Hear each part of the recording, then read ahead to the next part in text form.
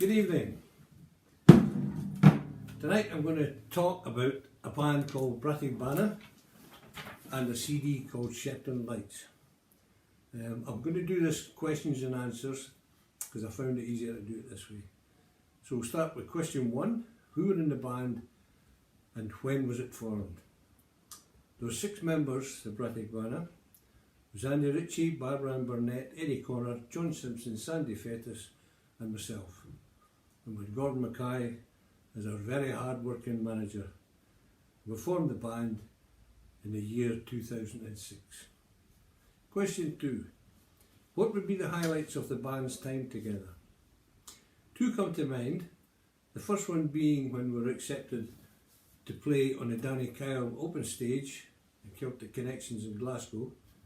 It takes part in the exhibition hall during the Celtic Connections itself, and I think the top 2 bands go through and get a supporting role the following year. We just narrowly missed getting through, but it was great fun in our little minibus going down there and coming back, stopping for fish suppers at Forfar and stuff like that. It was really good. The second would be the launch of the CD, Shetland Lights, in the Belvedere Hotel in Stonehaven, and thanks goes to the Stonehaven Folk Club because it was done during their annual festival. Question 3. Where and when was the CD Shetland Lights recorded and who were the sound engineers? Okay, the Shetland Lights were recorded in May 2007 at Aden Park in Mintlaw, the little studio there. And we actually did it in 2 consecutive 12-hour weekends with some nights in between. It's quite a short length. There was 60 hours and the whole thing was done. Luckily there was a little kitchen up the stairs because we must have drank about 1,000 gallons of tea during the recordings and the playbacks. Sound engineers were a guy called James Hunter, a superb sound engineer, and Gavin Sutherland himself, part of a band, the Sutherland Brothers. You remember Lying in the Arms of Mary, the big hit that they had. They guided us well on something that we'd not a clue about. Question 4. What did you find the hardest thing about recording the CD? There's 2 things actually. The main thing was we were well rehearsed for this. You must be rehearsed before you can go near a studio. And we spent about 4,000 hours of rehearsal time, mainly at John's house. We need to thank John and Lindsay for providing us with the good pieces and the tea and coffee when we were doing that. So we were really prepped up, ready to go once we got to the studio. The first thing I found very hard was the way they set it up, because I had to sit with the guitar and play the song all the way through. No singing, no sound, no mumbling, no humming, nothing, just the guitar into a mic. And then that was used as the bass line and then built the song, vocals, different instruments on the top of that. I found that hard. That was, you had to sing it in your head kind of thing. The second was singing into a mic where you can't hear your voice because you're hearing other singers coming through the headphones that you're wearing. So that takes a bit of getting used to as well. Question 5. What about the tracks on the CD? Okay, the selection process, we all got together and decided what we were going to do, and the title track, the Shetland Lights, was a song I'd written a few years before when we were over in Shetland on a visit there with a band called Chuddy, played in Chuddy at that time. It was based on someone working on the offshore on the oil rigs and missing his wife back on the farm in Shetland, and the oil rigs were just coming into sort of being at that time. Lots of people were moving offshore to work. We've got to thank the Lions side for the photograph. I'll show you on here.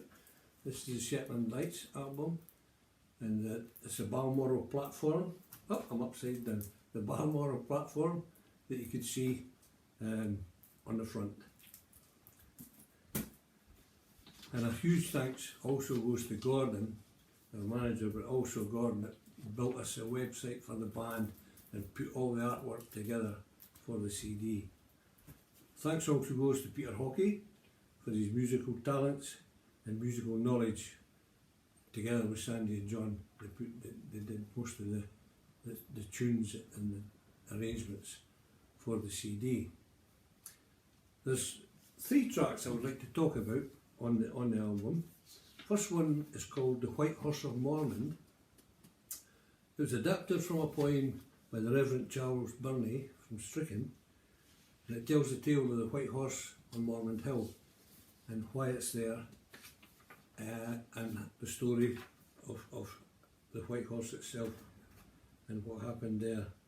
It was a magical moment with Barbara Ann and myself when the CD was eventually printed out, that we actually went to Stricken and presented a copy to Charlie himself. And he was fair chuffed at getting that from us. The second track I'd like to talk about is a track called Mary Hamilton's Lament. Now this is an adaptation of the song The Four Marys, of which Mary Hamilton was one, and John came up with the idea of starting with a poem that he read himself, and it was a brilliantly read poem about Mary Hamilton and her demise. So it kind of worked well together with the song itself. The last one I'd like to talk about is Easy Chair. This is a Bob Dylan cover that we did, we banified it, and I wanted it to sound like a bar in the Wild West, and that's how we got the honky-tonk piano into it as well. The individual instrumental pieces, which had harmonica, fiddle, accordion and piano, they were inspired by the intro and outro by the Bonzo Dog Doodah Band, which I used to think was brilliant how they did that. Question 6. Was there ever a plan for a second CD? We did have material for a second CD, yes. You'll find it on the website. There still is songs on there that were recorded in concerts. We went to the studio to start the second CD, but it was done, decided to do it like piecemeal, doing little bits at a time, a track here, a track there, and for some reason it never worked. It never had the impetus of the first CD, how that was done in a block. So it was kind of stopped. We put a stop to it at that stage and shelved it for the time being. And then we've all kind of gone our separate musical ways at that time. But well, you never know. You never know. Who knows? Now, the last question: are there still copies of the CD Shetland Lights? Yes, there are. In the Folk Club, we do have copies of Shetland Lights. And what we're going to do with them, we're going to sell them for £5 plus postage and packing. The £5 will go to the Folk Club's charity fund, because we give to local charities every year. And then if you contact us through the website or the club website, you'll be able to get details of how to get the album. It's a really good CD. It's a good mix of songs and tunes. We're going to finish up with showing you a short video of the band rehearsing Dougie MacLean's song Ready for a Storm, as I was playing at the start, in the village hall in Cruden Bay. And we've got some views of Slane's Castle and the wild sea crashing on the rocks. I hope you enjoy the video, and thanks for listening.